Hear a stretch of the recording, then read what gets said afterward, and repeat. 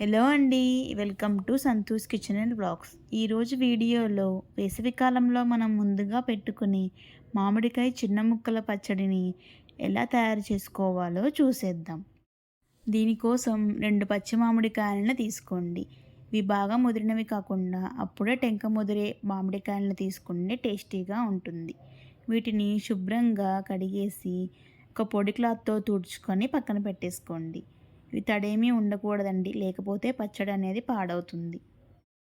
ఇలా శుభ్రం చేసుకున్న మామిడికాయలను చిన్న చిన్న ముక్కలుగా కట్ చేసుకోవాలి. కట్ చేసుకునేటప్పుడు టెంక అనేది రాకుండా నీట్గా పైన తొడిమ తీసేసి చిన్న చిన్న ముక్కలుగా కట్ చేసుకోండి. ఈ మామిడికాయ పచ్చడి అనేది చాలా టేస్టీగా ఉంటుంది. ఇది 2-3 మంత్స్ వరకు నిల్వ ఉంటుంది. కానీ అన్ని రోజులు మనం ఉంచుతామా, వెంటనే ఖాళీ చేసేస్తాం. అంత టేస్టీగా ఉంటుంది. సో ఈ మామిడికాయ ముక్కలన్నింటినీ టెంక తీసేసి ఇలా చిన్న చిన్న ముక్కలుగా చేసుకున్న తర్వాత ఫ్యాన్ గాలికి 1 గంట సేపు వరకు ఆరబెట్టేయాలి. ఎందుకంటే దీంట్లో తడి ఉంటుంది కదండి, ఆ తేమ ఏమీ ఉండకూడదు.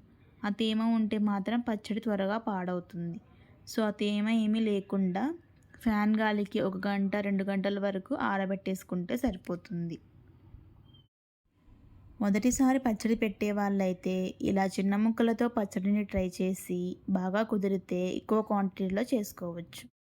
నెక్స్ట్ స్టవ్ మీద ప్యాన్ పెట్టుకొని 1 స్పూన్ వరకు ఆవాలు, 1 స్పూన్ వరకు మెంతులు, అలాగే 1 స్పూన్ వరకు జీలకర్రను వేసుకొని వీటిని దోరగా లో ఫ్లేమ్లో బాగా వేయించుకోవాలి. ఇవన్నీ రోస్ట్ అయిన తర్వాత స్టవ్ ఆఫ్ చేసి పూర్తిగా చల్లారాక మిక్సీ జార్లోకి తీసుకొని మెత్తగా గ్రైండ్ చేసుకొని పక్కన పెట్టేసుకోవాలి. తర్వాత అదే మిక్సీ జార్లో 10-15 వరకు వెల్లుల్లిపాయలను మెత్తగా గ్రైండ్ చేసుకొని ఒక బౌల్లోకి తీసుకొని పక్కన పెట్టేసుకోండి. మామిడికాయ ముక్కలు పూర్తిగా ఆరిన తర్వాత దానిని ఒక మిక్సింగ్ బౌల్లోకి తీసుకొని 3 టేబుల్ స్పూన్ల వరకు ఉప్పును వేసుకోండి. ఉప్పు సరిపోకపోతే తర్వాత అడ్జస్ట్ చేసుకోవచ్చు. ఆ తర్వాత 1/2 స్పూన్ వరకు పసుపు వేసుకొని, ఇక్కడ నేను పల్లి నూనె వేస్తున్నానండి. ఇదైతే టేస్ట్ చాలా బాగుంటుంది. మీరు నార్మల్ వేరే ఏదైనా ఆయిల్ని యూజ్ చేసుకోవచ్చు. ఇలా ఆయిల్ వేసుకున్న తర్వాత ఈ పసుపు మరియు ఉప్పు ముక్కలకు బాగా పట్టే విధంగా కలుపుకోవాలి. ఇలా ఆయిల్ వేయడం వల్ల పసుపు మరియు ఉప్పు ముక్కలకు బాగా పడుతుంది. సో ఇలా బాగా మిక్స్ చేసుకున్న తర్వాత ఇందులో 1/2 కప్పు వరకు కారాన్ని వేసుకోండి.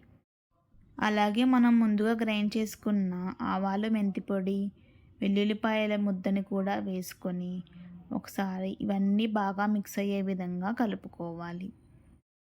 ఈ వెల్లుల్లిపాయలు గ్రైండ్ చేసుకునేటప్పుడు మరీ మెత్తగా కాకుండా ఇలా కచ్చాపచ్చాగా దంచుకుంటే చాలా టేస్టీగా ఉంటుంది. ఇవన్నీ ముక్కలకు బాగా పట్టే విధంగా కలుపుకోవాలి. కావాలంటే 4-5 వెల్లుల్లిపాయలను విడిగా వేసుకోవచ్చు. ఇవి అన్నం తినేటప్పుడు తగులుతూ చాలా టేస్టీగా ఉంటాయి. ఇది చిన్న ముక్కల పచ్చడి కాబట్టి ఇది ఊరడానికి అంత టైం ఏం పట్టదండి. 5-6 గంటలలో ఊరిపోతుంది. ఇలా 5-6 గంటల తర్వాత ఉప్పు, కారం సరిచూసుకొని వేసుకోండి. తర్వాత ఇందులో ముక్కలు మునిగేంత వరకు పల్లి నూనెను వేసుకొని ఒకసారి మిక్స్ చేసుకొని మూత పెట్టుకొని ఊరించుకోవాలి. ఆ నెక్స్ట్ డే వేడివేడి అన్నంలో ఈ మామిడికాయ పచ్చడి వేసుకొని తింటే ఆహా! ఎంతో టేస్టీగా ఉంటుంది.